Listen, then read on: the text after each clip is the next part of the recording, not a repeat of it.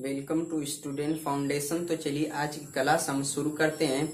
और आज का जो हमारा टॉपिक है वह है प्लास्टर ऑफ पेरिस किसे कहते हैं, इसके रासायनिक गुण और इसके भौतिक गुण क्या हैं, इसके बारे में इस पार्ट में हम चर्चा करेंगे। और पिछले पार्ट में हमने चर्चा किया था बेकिंग सोडा और धावन सोडा के बारे में, जिसमें हमने बताया कि इसके रासायनिक गुण और इसका उपयोग हम कहाँ पे करते हैं। इन सारे टॉपिक्स पे हमने चर्चा किया। और आज जो हम बात करेंगे वह है हमारा प्लास्टर ऑफ पेरिस यानी पीओपी क्या है और इसका निर्माण कैसे होता है और इसका सामान्य नाम क्या होता है और उसका अणुसूत्र क्या होता है, ये सारे जो है कि चर्चा करेंगे इस पार्ट में। तो चलिए शुरू करते हैं। पहला क्वेश्चन सिंपल आपका है कि प्लास्टर ऑफ पेरिस क्या है, किसे कहते हैं। ये हमारा सामान्य सा क्वेश्चन है।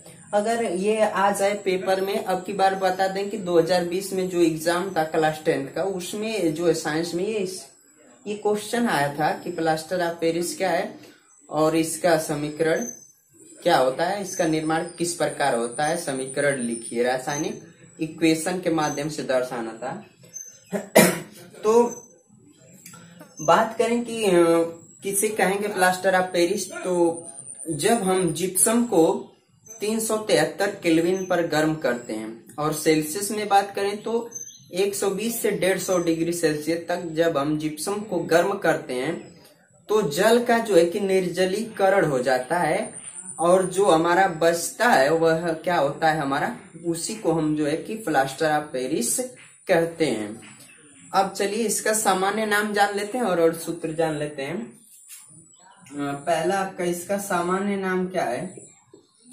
सामान्य नाम की बात करें तो सामान्य नाम इसका जो है कि प्लास्टर ऑफ पेरिस के ही नाम से इसको जानते हैं। सामान्य नाम ये भी है आपका plaster of Paris, plaster of Paris. और किताब में जो है कि क्वेश्चन अगर जो है कि दिया भी है कि इसे प्लास्टर ऑफ पेरिस क्यों कहा जाता है, इसे हम प्लास्टर ऑफ पेरिस क्यों कहते हैं, तो आपको बता दें कि ये जो है कि जिप्सम जो है कि पेरिस जो फ्रांस की राजधानी है, कैपिटल ऑफ फ्रांस, वहां पे जो है जिप्सम का उत्पादन जो है प्रोडक्शन ज्यादा मात्रा में होता है, जिसे हम इसीलिए हम इसे प्लास्टर ऑफ पेरिस के नाम से जानते हैं, क्योंकि ये पेरिस में सबसे ज्यादा मिलता है।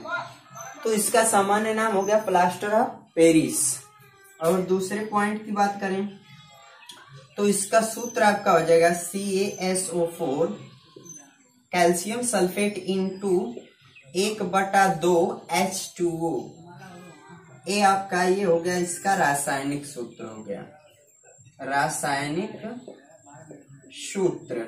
ये आपका हो गया रासायनिक सूत्र, ये हो गया।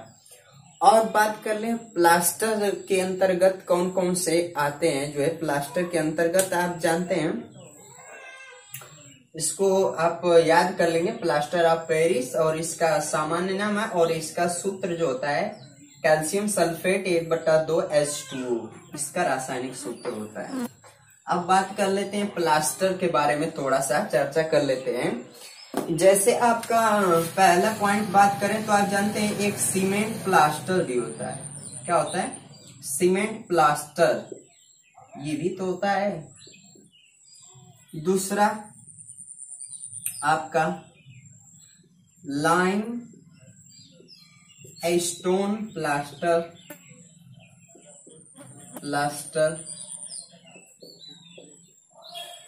और तीसरा आप बात कर लें जिप्सम प्लास्टर,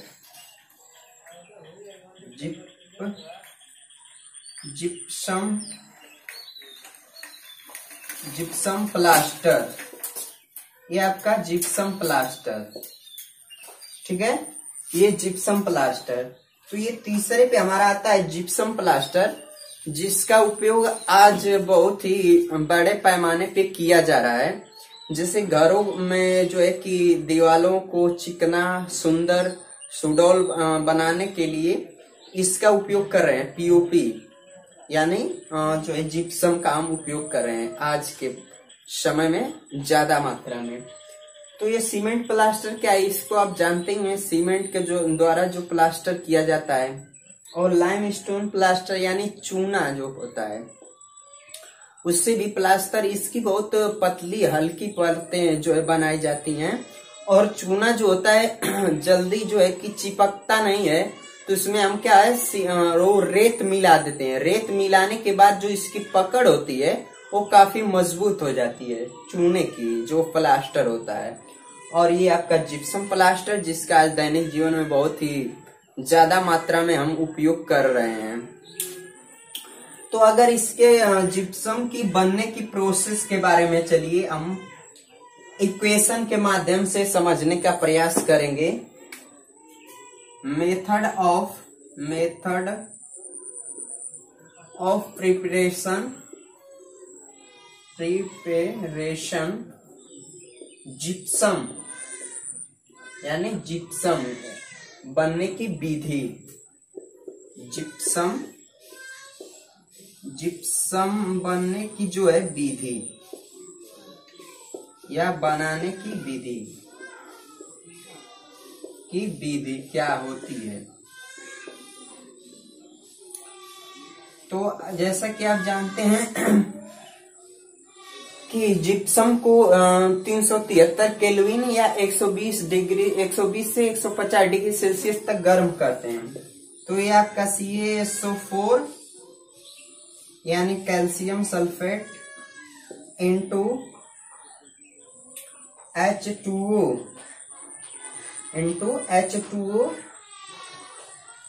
प्लस आपका यहाँ 1/2 H2O इंटू 1/2 H2O।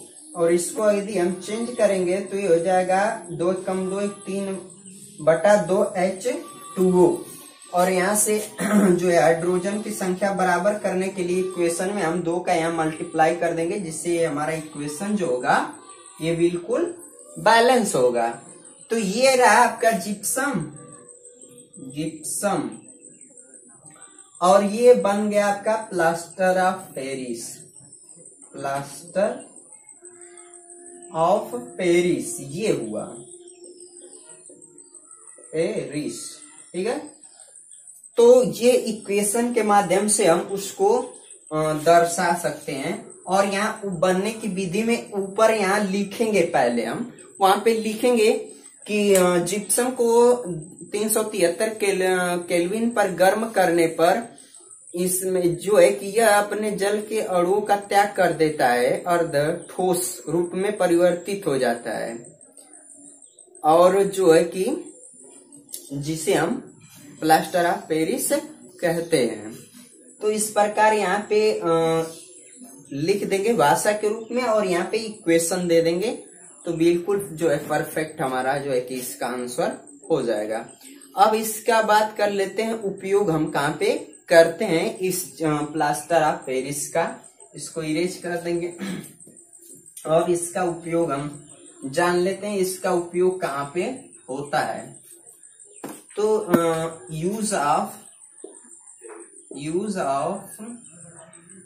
पीओपी या प्लास्टर ऑफ पेरिस, ये जो है कि इसका उपयोग, तो उपयोग में अगर पहला पॉइंट हम बात करें तो जो हमारे चोट वगैरह लगने से जो हमारे शरीर में हड्डियां होती हैं वह जो है अपने स्थान से हट जाती हैं, या उनमें मोच या किसी प्रकार की जो है समस्या आ जाती है। तो हम जो डॉक्टर के पास जाते हैं, जो वो प्लास्टर करता है, वही हमारा जो है क्या है, वही पीओपी होता है, वही प्लास्टर ऑफ पेरिस है। तो इसका उपयोग हम लिखेंगे कि चिकित्सा के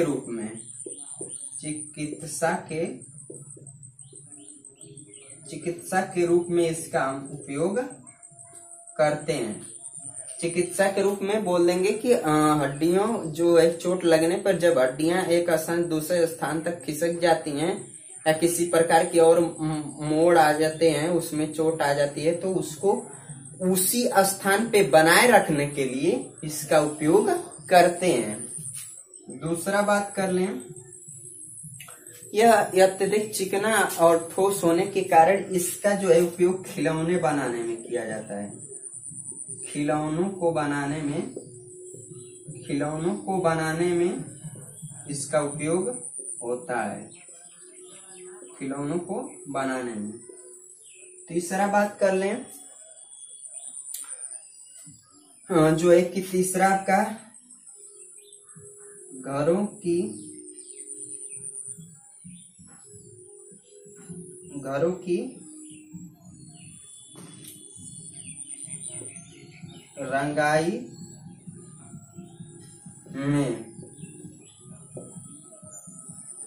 रंगाई में या घरों को और घरों की जो दीवारें होती हैं उसको बिल्कुल ही सॉफ्ट बनाने के लिए, चिकना बनाने के लिए इसका उपयोग हम करते हैं।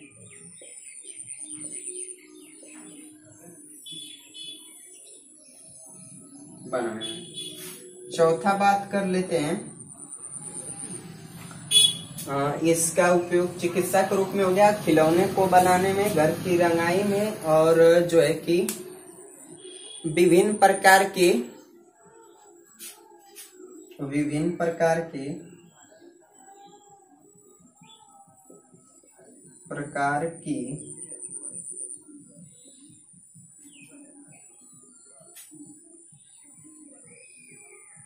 खेलने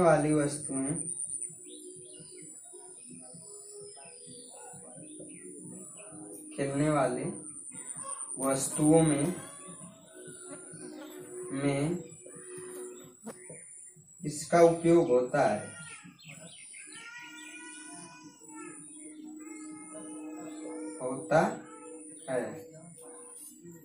तो ये रहा इसका उपयोग, कहाँ पे हम करते हैं इस प्लास्टर ऑफ पेरिस का उपयोग। और जो है कि इसके बात करें कि भौतिक गुण के बारे में, इसी पार्ट में हम बात कर लेंगे इसके भौतिक गुण क्या होते हैं। तो अगर इसका भौतिक गुण बात करें तो भौतिक गुण में आपका हो जाएगा, जो इसका भौतिक गुण होता है, भौतिक गुण में आपका पहला पॉइंट जो हो जाएगा, यह जो है सफेद ठोस रंग का